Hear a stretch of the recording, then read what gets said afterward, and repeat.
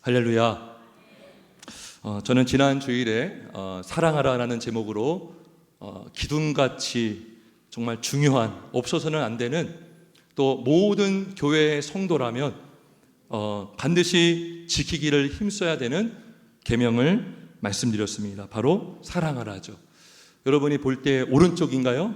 하나님과 이웃을 사랑하는 교회. 그래서 너무나 중요한 계명이고, 예수님께서 그 큰 계명이 뭡니까? 첫째 되는 계명이 뭐냐 했을 때에 하나님을 사랑하고 이웃을 내 몸과 같이 사랑하라라는 말씀을 주셨습니다. 오늘은 그거에 버금가는 아주 중요한 지상명령이라고 기독교에서 말하고 있는 두 번째 아주 큰 그레이트 커미션이라고 하는 명령을 오늘 함께 나누길 원합니다. 그것은 뭡니까? 바로 제자를 삼으라라는 명령입니다. 제자 삼으라. 왼쪽에 보면 뭐라고 되어 있습니까? 영혼을 구원하여 제삼는 교회. 그래서 오늘 28장 19절에서 20절의 말씀을 보면, 너희는 가서 모든 민족을 제자로 삼아 아버지와 아들과 성령의 이름으로 세를 베풀고 내가 너희에게 분부한 모든 것을 가르쳐 지키게 하라 라고 말씀을 하고 있습니다. 여기서 핵심되는 명령은 바로 제자를 삼으라라는 겁니다. 제자 삼으라. 이 제자 삼으라라는 찬양도 있고요. 또 많은 목사님들이 아마 평생 설교하시면서, 목회하시면서 아마 이 본문을 가지고 설교 안 한 목사님이 없을 정도로 많은 교회, 온 교회가 아주 중요하게 붙잡고 있는 예수님의 지상명령, 유언과 같은 명령, 그 명령을 주셨습니다. 그리고 우리 모두에게도 너무나 익숙한 구절이고 말씀이에요. 아마 저도 이 본문을 가지고 설교한 적이 있던 거로 기억합니다. 그런데요, 우리가 많이 전하고 많이 듣는 것도 중요하지만, 내가 정말 이 말씀을 내가 정말 믿고 있는가, 내가 정말 이 말씀을 마음에 새기고 있는가를 어떻게 알 수 있습니까? 내가 정말 이렇게 살고 있는가로 알 수 있습니다. 아무리 말씀을 많이 알고 듣는다 할지라도 내가 이 말씀대로 실천하지 않고 또 교회가 이 말씀대로 힘쓰지 않는다면 우리는 이 말씀을 머리로만 알고 있는 것이지 마음으로 믿지 않는 걸 수도 있습니다. 그래서 저는 오늘 제자 삼으라는 주제를 가지고 설교할 건데, 한 번에 하려고 했더니요 2주에 걸쳐서 해야겠더라고요. 그래서 오늘은 제자를 삼으라고 하는데, 그러면 제자가 무엇인가예요. 제자가 누구인가, 이 제목을 가지고 말씀을 전하려고 합니다. 성도 여러분, 제자가 무엇입니까? 그럼 제자가 있으면 스승이 있겠죠. 이 제자는 사전을 보면 배우는 자예요. 배우는 자. 아주 쉽게 말하면 배우는 자. 영어로 스튜던트, 제자인데, 성경적인, 엄밀하게 성경적인 기준으로 제자를 설명하고 제자를 말한다면 그거는요 50%밖에 반점짜리밖에 안 되는 거예요. 100% 정답이 아니라 50%만 맞는 거예요. 바로 성경에서 말씀하는 제자는 가르침을 받는 것은 물론이거니와 그 가르침을 지키며 사는 자가 제자인 것입니다. 할렐루야. 가르쳐 지키게 하라 그랬잖아요. 오늘 20절에 보니까 너희가 너희에게 분부한 모든 것을 가르쳐 지키게 하라. 자 보세요. 모든 것을 가르쳐라라고 끝나지 않았어요. 가르치는 거 다 할 수 있어요. 듣는 거 다 할 수 있잖아요. 근데 거기서까지만 하면 50점. 근데 지키게 하라 이거예요. 지키는 자가 제자입니다. 지키는 자가. 순종하는 자가 제자인 줄 믿습니다. 영혼이 없는 몸이 죽은 것 같이 행함이 없는 믿음은 죽은 믿다라고 말씀했어요. 제자는 무엇입니까? 지키는 자. 왜 지키는 자야 됩니까? 배우는 것도 중요하지 않습니까? 물론 중요합니다. 그런데 여러분, 복음서를 보면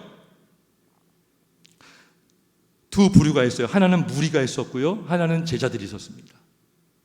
어디 가나 무리들은 많았어요. 어디 가나 예수님을 쫓아다니는 무리들이 많았습니다. 성경에 보면 그들을 제자라고 하지 않고 무리라고 표현하고 있어요. 무리. 왜요? 예수님의 말씀을 들으면 재미있거든요. 야, 우리가 생각하지 못했던 것, 번뜩이는 어떤 지혜로운 말씀을 많이 하시거든요. 논쟁하는 걸 보면, 들어보면, 야, 어떻게 저렇게 말씀할 수 있는가? 사람들이 막 놀랬어요. 그래서 어떤 사람들은요, 또 들어오는 거예요.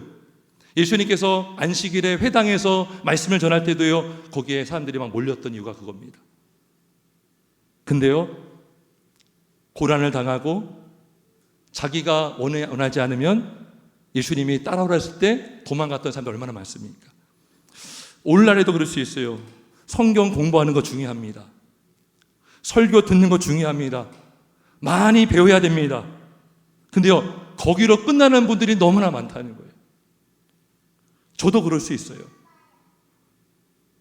성도님 중에요, 신학책도 읽는 분들이 많습니다. 정말 신학 지식이 굉장히 많은 분들이 많아요. 제가 신학대원 갔을 때도요, 신학 공부하러 그냥 공부만 하러 온 분들도 있어요, 사실. 한번 공부해 볼까? 그런데 듣기만 하고 배우기만 하는데 지키지 않는다. 그러면 그것은 참된 제자라고 할 수가 없는 것입니다. 우리 한번 자막을 한번 보겠습니다. 야고보서 1장 22절에 이런 말씀이 있습니다. 너희는 말씀을 행하는 자가 되고 듣기만 하여 자신을 속이는 자가 되지 말라. 자막에 나오죠. 여러분, 듣기만 하면 많이 알게 되잖아요. 성경의 이야기를 줄줄줄 다 꿰뚫을 수 있어요. 근데 머리만 커질 수 있다는 겁니다. 그러면 스스로 자기를 속일 수 있다는 거죠. 내가 여기도 알고 이 말씀도 알고, 그런데 자기를 속이는 거예요. 나는 제자가 충분해. 난 제자로서의 자격이 충분해. 나는 목사로서의 자격이 충분해. 나는 직분자의 자격이 충분하다고 하지만 오히려 듣기만 하는 자는 자신을 속이는 자가 될 수 있다는 것입니다. 그래서 예수님이 말씀하시기를, 한번 자막 볼까요? 로마복음 8장 31절 이렇게 말씀합니다. 그러므로 예수께서 자기를 믿은 유대인들에게 이르시되 너희가 내 말에 거하면 참 내 제자가 된다라고 했어요. 이 제자의 조건이 뭡니까?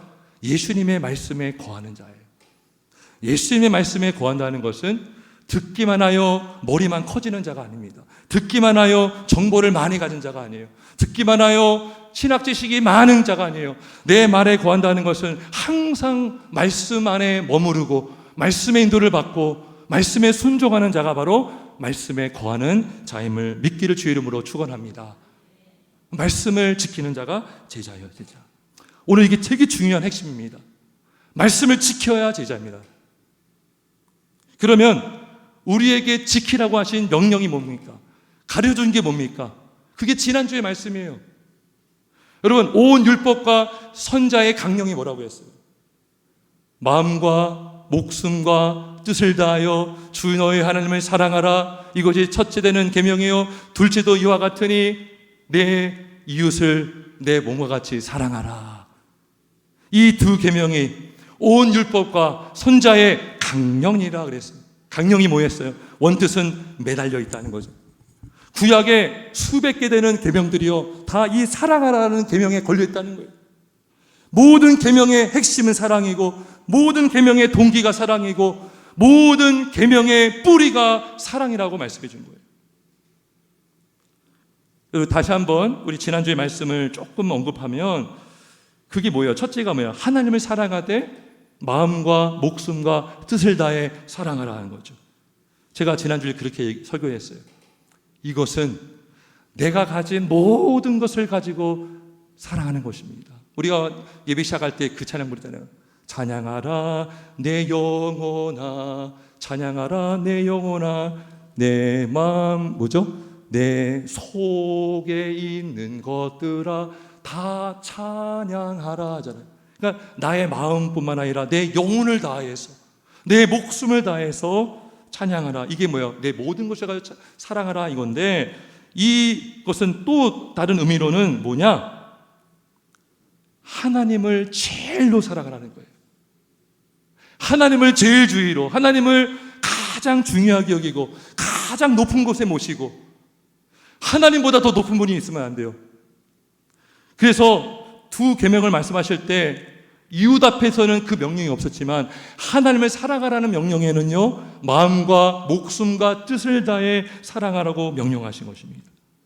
만약에 여러분, 내가 어떤 것을 사랑하는데 하나님보다 더 사랑하는 무엇이 있다면 그 무엇은 뭐가 될까요?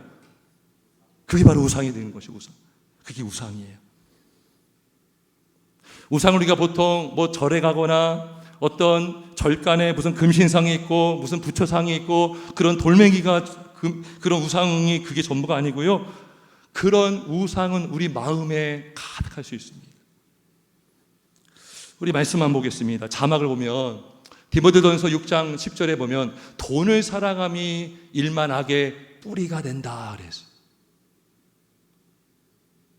누구나 다 돈 사랑하지 않습니까? 일반적인 거예요. 여기서 말하는 것은 뭐냐면 하나님을 잊어버릴 정도로 하나님보다 더 사랑하는 것을 말하는 것입니다. 돈이 우상이 되는 거죠.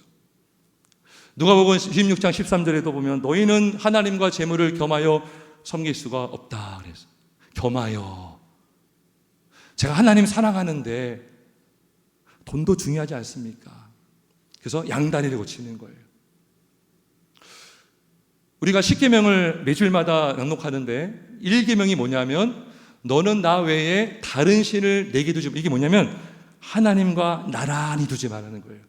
하나님 외에 그 어떤 것도 하나님의 자리에 나란한 위치에 두지 말라라는 게 1계명입니다. 그러니까 만약에 누가복음 16장 13절의 말씀을 1계명과 연결시키면 재물을 하나님 옆에 두고 섬기는 행위를 말씀하고 있는 것입니다. 동일선상에서 둘 수도 없고 함께 섬길 수 없는 거예요. 섬긴다면 우상이 되는 것입니다. 제가 한번 물어보겠어요, 여러분. 여러분이 돈이 있어서 할 수 있고 돈이 없어서 할 수 없다 그러면 우리 마음속에 어떤 마음이 있는 걸까요? 평소에 이런 생각을 많이 안 해볼 수 있어요. 저도 최근에 깨닫게 된 거예요.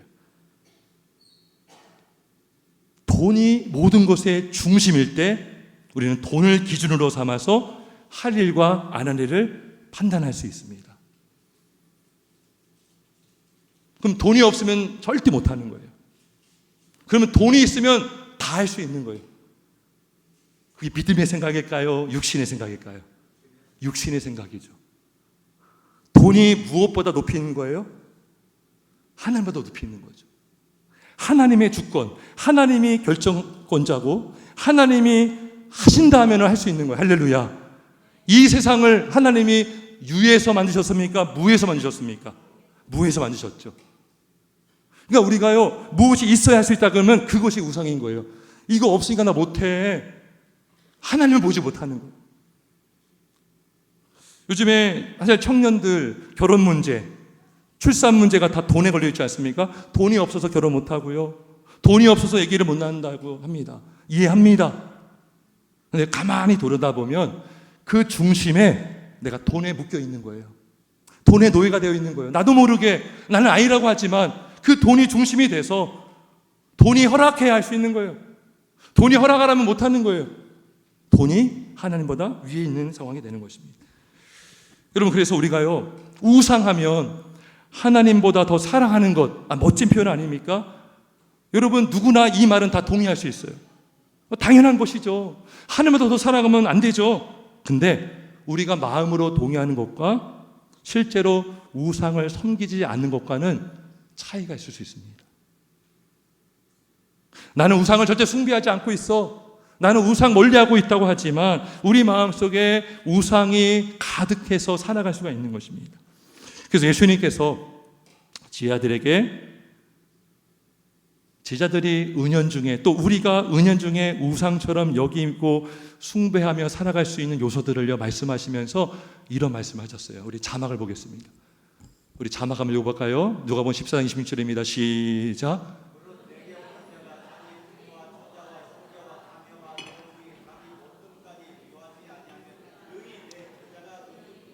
예, 성경은요 제자도가 많이 나옵니다. 제자도라고 하는데 제자로서의 마땅한 그런 어떤 요건, 자격, 가야 할 길, 제자도라고 하거든요. 근데 여기 보면요 굉장히 충격적인 말씀하신 거예요. 사실 내게 오는 자가 자기 부모, 처자, 형제, 자매와 더불어 더욱이 자기 목숨까지 미워하지 아니하면 능히 내 제자가 되지 못한다 그랬어요.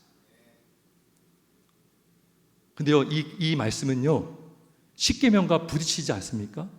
충돌되는 것처럼 보이지 않습니까? 십계명 5계명이 뭡니까? 부모를 공경하라 하잖아요.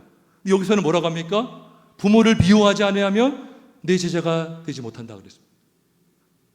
십계명 5계명에서 십계명까지 유효하기 뭐예요? 내 이웃을 내 자신같이 사랑하라 하잖아요. 근데 내 목숨까지 미워하지 아니하면 능히 내 제자가 되지 못한다라는 겁니다.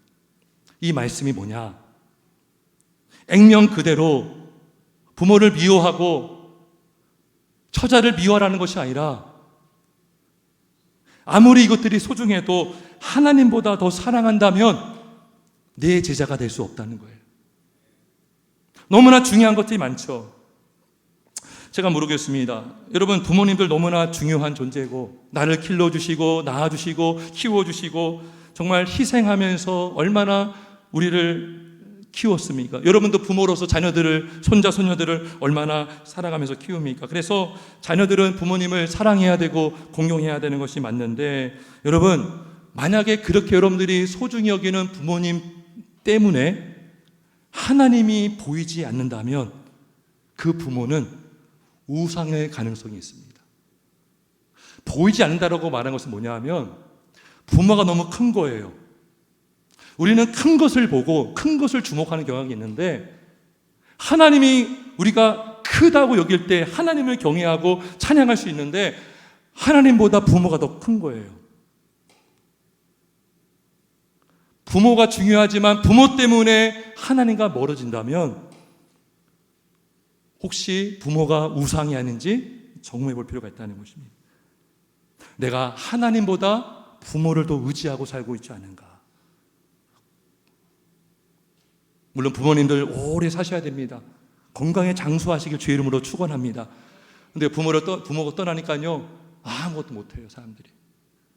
그 마음 알지만 부모보다 더 크신 분, 부모보다 더 높으신 분, 부모보다 우리의 인생을 주관하는 분은 하나님이심을 믿기를 주의 이름으로 축원합니다. 여러분, 자식도 마찬가지입니다. 여러분, 자식이 중요하죠? 중요합니다. 중요하고 아끼고 사랑으로 길러야 됩니다. 근데 여러분이 자식 때문에 하나님이 보이지 않는다면, 자식 때문에 하나님으로부터 멀어진다면 그 자식은 우상일 수가 있어요. 엘리 제사장 아시죠? 엘리 제사장이 제사장이었고 두 아들이 있었는데 성경을 보니까 엘리가 하나님보다 두 아들을 더 소중히 여겼다 말씀해요. 자막 보겠습니다. 자막에 보면 너희는 어찌하여 내가 내 처소에서 명령한 내 제물과 예물을 밟으며 내 아들들을 나보다 더 중히 여겨 내 백성 이스라엘이 드리는 가장 좋은 것으로 너희들을 살찌게 하느냐. 그래서 뭐요? 내 아들들, 홈리와 비느하스를 말하겠죠. 나보다 더 중히 여겨 내 백성 이스라엘이 드리는 가장 좋은 것으로 너희들을 살찌게 하느냐. 얼마나 애지중지 아꼈겠습니까? 그냥 잘못 길렀어요. 여호와의 제사를 멸시할 정도로 그들의 신앙은 엉망이었고, 그래서 우리가요 애지중지 키운다고 하지만 오히려 자녀들에게 좋은 것을 주는 것이 아니라 오히려 독이 되는 것들을 줄 수도 있다는 거예요. 왜요? 하나님을 멀리함으로 인해서. 여러분, 재물도 마찬가지입니다. 재물은 있어야 됩니다. 필요합니다. 중요합니다. 근데 재물 때문에 하나님이 보이지 않는다면, 재물 때문에 하나님과 멀어진다면 그 재물이 나의 우상이 아닌가 우리는 생각을 해봐야 된다는 것입니다. 마태복음 19장에 보면 부자 청년이 나옵니다. 부자 청년이 뭐라고 말합니까? 선생님이여, 내가 어떻게 하여야 영생을 얻을 수 있겠습니까? 예수님께서 십계명 5계명부터 10계명까지를 쭉 말해줍니다. 그때 자막을 보면 19장 21절에 뭐라고 합니까? 내가 온전하고자 할진대 내 소유를 팔아 가난한 자들에게 주라. 그리하면 하늘에서 보화가 내게 있으리라. 그리고 와서 나를 따르라. 그래요. 근데 22절에 같이 읽어봅니다. 22절 시작. 그 청년이 재물이 많음으로 이 말씀을 듣고 근심하며 가니라. 아멘. 청년의 우상은 무엇이었을까요? 바로 재물이었다는 것입니다. 두 주인을 섬길 수가 없는 거예요. 하나님도 믿고 재물도 믿을 수 없는 거예요. 하나님도 믿고 사람도 믿을 수 있는 거 아니에요. 우리가 의지할 분, 우리가 섬겨야 될 분은 하나님밖에 없는 줄 믿습니다. 그래서 여러분 여기 20절에 보면 그 청년이요, 듣기는 들었잖아요. 이 말씀을 듣고 그래요.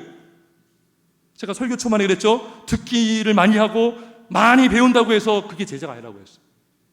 듣기는 들었지만 예수님을 따라가지 않았어요. 듣고 근심하며 가니라. 그래서 예수님께서 누가복음 14장 33절에 이런 말씀하셨습니다. 자막 보겠습니다. 같이 읽습니다. 시작. 이와 같이 너희 중에 누구든지 자기의 모든 소유를 버리지 아니하면 능히 내 제자가 되지 못하리라. 아멘. 이것도 제자도거든요. 이렇게 하면 제자가 되지 못한다는 거예요. 어떤 자가요, 모든 소유를 버리지 않으면, 그것도 액면 그대로 나 오늘부터 집 다 팔고 돈 다 버려야겠다, 이게 아니에요. 사도 바울이 뭐라고 했습니까? 내게 유익하던 것을 그리스도를 위하여 다 해로 여기고 배설물로 여긴다 그래요. 그리스도를 아는 지식이 가장 내게 고상하다 그랬어요. 그 얘기를 말하는 거예요. 아무리 내가 1,000억을 갖고 있고 1조를 갖고 있고 다 가진다 해도 누구와 비교하면 아무것도 아니에요. 하나님과 비교하면, 예수님과 비교하면 아무것도 아니에요. 여러분, 수천억을 가지고 이 땅에 살다가 지옥 가겠습니까? 아니면 때로는 돈이 없고 부족할지라도 주를 믿고 천국에 가시길 원하십니까? 천국 가기를 주의 이름으로 축원합니다. 내가 가진 이 모든 것보다 내가 더 중요하단다. 이 모든 것을 가지고도 나와 바뀔 수 없단다. 여러분, 우리가 어떻게 영생을 돈으로 사겠습니까? 생명을 어떻게 돈으로 사겠습니까? 그래서 모든 소유를 버리지 아니하면 능히 내 제자가 뭐예요? 이 세상에 그 무엇보다도 나를 가장 사랑하지 않으면, 나를 의지하지 않으면 제자가 될 수 없다라는 것입니다. 그래서 하나님을 사랑하는 자, 오늘 좀 더 깊이 들어가는 것입니다. 하나님을 제일주의로, 하나님을 우선주의로 사랑하시는 저와 여러분 되시길 예수님의 이름으로 축원합니다. 두 번째, 이웃을 사랑하라 그랬어요. 이웃, 그죠? 내 몸과 같이 이웃을 사랑하라. 이것도 역시 너무나 당연하다고 여기는 거예요. 이거 모르는 사람이 없습니다. 이 구절 자체를 다 알고 있어요. 근데 제가 지난 주일날 그렇게 물어봤어요. 성도 여러분, 그렇다면 여러분의 이웃을 사랑해야 되는데 여러분을 박해하는 자, 모욕하는 자까지 사랑할 수가 있습니까? 그 질문에 우리는 사실 굉장히 어렵습니다. 바로 고민 없이 예스라고 할 사람들이 과연 얼마나 될까? 근데 예수님의 명령, 그 이웃을 내 몸과 사랑하라는 명령은 분명한 것은 원수까지도 포함한 것이거든요. 누가복음 6장에도 나오고 5장 마태복음에도 나오는 게 원수를 사랑하라.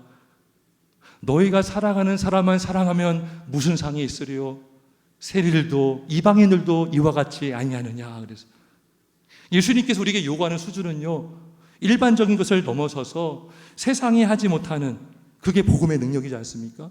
그래서 그거를 원하시는데, 제가 물어봤을 때 저도 그렇고 우리 모두도 참 그 질문 앞에 떳떳하지 못하는 경우가 많지 않습니까? 여러분, 왜 어렵습니까? 우리가 나를 잘해주고 나에게 호의적인 사람한테는 잘해주고 싶죠. 근데 나를 미워하고 나에게 적대시하는 사람을 사랑한다는 것은 왜 어렵습니까? 왜냐하면 자존심이 상하거든요. 그리고 손해를 받거든요. 희생이 따르기 때문인 것입니다. 그래서 예수님의 계명을 잘 지키는 제자가 되려면 바로 여기 나왔네요. 자막 한번 읽어봅시다. 16장 24절 같이 있습니다. 시작.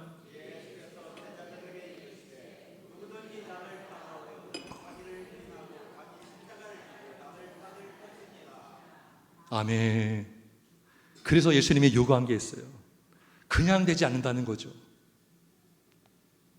내가 좀 더 말하고 싶고, 내가 좀 더 화내고 싶고, 억울해가지고 못 참는다고 할 때에 자기를 부인하는 거예요. 우리는 정말 관계 때문에 어려움을 당하는 거 맞습니다. 근데 내 자아가 너무 크고 자기중심적이고 이기적인 마음이 가득하면 그것 때문에 나도 힘들지만 상대방도 힘들게 할 때가 많습니다. 근데 자기를 부인하는 거예요. 그때 내가 혈기가 막 오르올 때, 정말 누구를 정말 욕하고 싶을 때, 싸우고 싶을 때 자기를 부인하는 건 뭡니까? 옛사람을 죽이는 거예요. 근데 그게 정말 힘들거든요. 사도 바울은 그랬어요. 나는 날마다 죽노라 그랬습니다. 근데 이게 너무 힘든 거니까 성경이 뭐라고 합니까? 자기 십자가를 진다라고 말씀하고 있습니다. 그 정도로 십자가를 지는 것만큼 쉽지 않다는 것입니다. 하지만 우리가 이러한 희생을 감수하고 또 자기를 부인하고 자기 십자가를 지며 이웃을 사랑할 때에 세상 사람들은 우리를 통해서 예수를 보게 될 줄 믿습니다. 요한복음 13장 35절 자막을 한번 보겠습니다. 너희가 서로 사랑하면 이로써 모든 사람이 너희가 내 제자가 되리라. 할렐루야. 모든 사람이 너희가 내 제자가 된 줄 알리라. 성도 여러분, 초대교회 당시 때에 성도들이 믿지 않은 자들로부터 들었던 별명이 있습니다. 이런 말을 들었다고 합니다. 그들이 서로 얼마나 사랑했는지를 보라. 이게요, 예수 믿는 사람들의 입에서 나온 것이 아니라 교회 밖의 사람들로부터 들었던 말이라고 합니다. 다시 말합니다. 그들이 서로 얼마나 사랑했는지를 보라. 그러면 여러분, 그들의 사랑 안에는 자기가 사랑하는 사람만 사랑했을까요? 그렇게 하면 이런 말 듣기 어렵습니다. 초대교회 때도요, 다양한 사람들이 섞여 있었습니다. 헬라파, 유대파. 헬라파가 누구예요? 그리스인 사람들. 그 다음에 유대파, 이스라엘 사람들 섞여 있었어요. 초기 기독교인들은 유대교회에서 개종한 사람들이었습니다. 그리고 그들이 전도해서 이방인들이 교회로 들어왔죠. 교회 안에는 기득권층이 있었고 또 후에 들어온 이방인 사람들이 있어요. 근데 이들이 예수 믿기 전에, 개종하기 전에 유대인들이 이방인들을 얼마나 멸시하고 조롱했습니까? 짐승마도 못한 존재로 여기지 않았습니까? 근데 교회 안에 들어와서 그리스도 안에 있으니까 서로 사랑하게 되고, 그리고 그 교회 안에는 주인도 있었고 종도 있었겠죠. 같은 집안에서 주인으로 있는 사람과 종으로 섬기는 종이 같이 교회에 등록할 수 있었겠죠. 근데요, 예전에는 주인이 종을 함부로 부리고 막 언어 폭력을 했을 수 있어요. 근데 예수 안에서 주인이 노예를 인정해주고 지체로 인정해주고 서로 사랑하는, 아마도 종 중에 먼저 장로가 된 사람도 있을 거예요. 그러면요, 주인은 교회에 오면 장로로 인정해줘야 되는 거예요. 그러한 역사가 있었다는 것이죠. 이게 어떻게 된 건가? 자기를 부인하고 자기 십자가를 졌기 때문인 줄 믿습니다. 여러분, 초대교회 때에 전도지가 따로 없었을 것 같아요. 우리 교회도 봄과 가을 이렇게 전도하지 않습니까? 근데 초대교회 때는요, 전도지가 누구였을까요? 바로 그리스도인 자체였는 줄 믿습니다. 우리 3장 3절, 고린도서 3장 3절 같이 있습니다. 시작.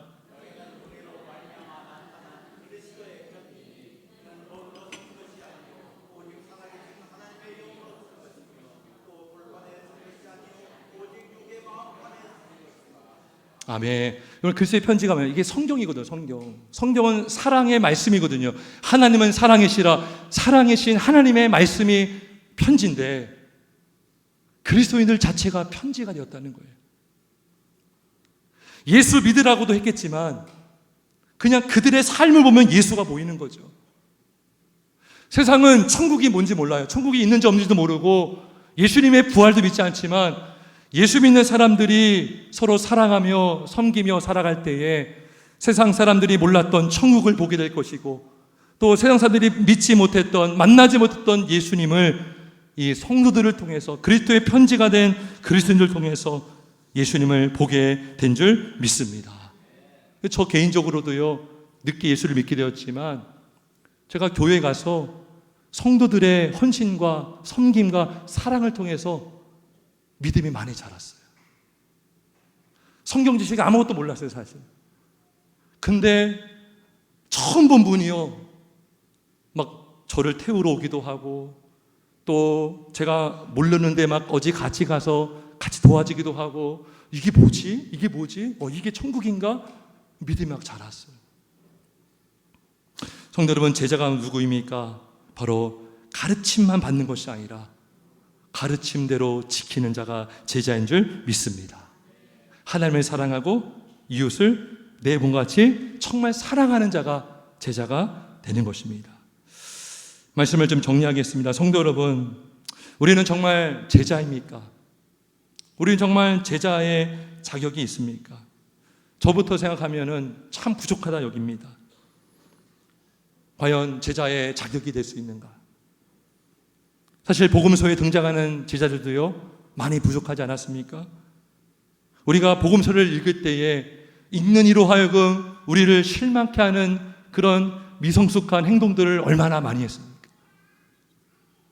그럼에도 불구하고 예수님께서 그들을 제자로 부르시고 사도가 되어서 순교까지 당하신 것은 바로 십자가에서 죽으신 예수님의 사랑이 있었기 때문인 줄 믿습니다. 예수님의 희생, 예수님의 그 헌신, 예수님의 그 성육신의 낮아지심, 그 모든 것을 통해서 영죽을 죄인이 구원을 받게 된 것입니다. 제가 말씀을 준비하면서요, 참 은혜가 되었습니다. 왜 은혜가 되었느냐? 제자도를 명하신 예수님이요, 자신이 가르친 그 제자도 그대로 사신 분이 바로 예수님이시더라고요. 할렐루야. 여러분, 진짜 제자가 누구십니까? 예수님이에요. 100% 제자가 누구십니까? 예수님이에요. 제가 오늘 설교 중에 누가복음 14장 26절, 33절, 27절 봤어요. 이 세 가지를 완벽하게 지키시고 순종하신 분이 누구십니까? 예수 그리스도이십니다. 할렐루야. 자기 목숨까지 내으셨잖아요. 그죠? 자기 모든 소유를, 성경에 이런 말씀이 있어요. 그가 가난하게 되심은 가난한 우리를 부유하게 하려 하심이라, 이런 말씀이 있어요. 예수님은 자신의 모든 소유를 버리셨어요. 자신의 명예, 하늘 보좌까지 버리고 내려오셨습니다. 그리고 사람으로 오셨는데 하나님이셨죠. 사람들이 조롱하고 멸시하고 가난한 목수의 아들로 자라나셨습니다. 하지만 예수님이 이 모든 것을 버리시고 자기 생명까지 버리셨던 것은 영죽을 죄인을 구원하기 위해서 예수님은 포기하시고, 그래서 그는 근본 하나님의 그 본체시나 하나님과 동등된 것으로 여기지 아니시고 오히려 자기를 비워 종의 형체를 가지사 자기를 낮추셨다라는 말씀이 있지 않습니까? 그리고 누가복음 14장 27절에 보면 누구든지 자기 십자가를 지고 나를 따르지 않는 자도 능히 내 제자가 되지 못하리라 했어요. 예수님이야말로 자기를 부인하고 십자가를 지고 십자가 위에서 승리하신 주님인 줄 믿습니다. 예수님이요, 하나님과 동등된, 아버지와 동등된 하나님이시지만 하나님 아버지의 제자가 되신 거예요. 하나님 아버지의 종이 된 거예요. 그리고 죽기까지 순종하시고 지키신 줄 믿습니다. 성도 여러분, 참된 제자가 누구입니까? 예수님을 믿고 예수님의 가르침을 받을 뿐만 아니라 그 가르침대로 지키며 사는 자인 줄 믿습니다. 단순히 직분을 받았다고 해서 제자가 아닙니다. 그러면 가룟 유다도 여러분 제자였습니다. 여러분, 단순히 교회를 오래 다녔다고 해서 제자가 아닙니다. 내가 정말 예수를 믿고 믿음대로 말씀대로 지키며 살고 있는가? 우리가 우상 섬기지 않고 정말 하나님을 사랑하고 이웃을 내 몸같이 사랑해서 예수님 작은 예수로 이 땅에 살아가며 하나님께 영광 올려드리는 저와 여러분 되시길 예수님의 이름으로 축원합니다. 아멘.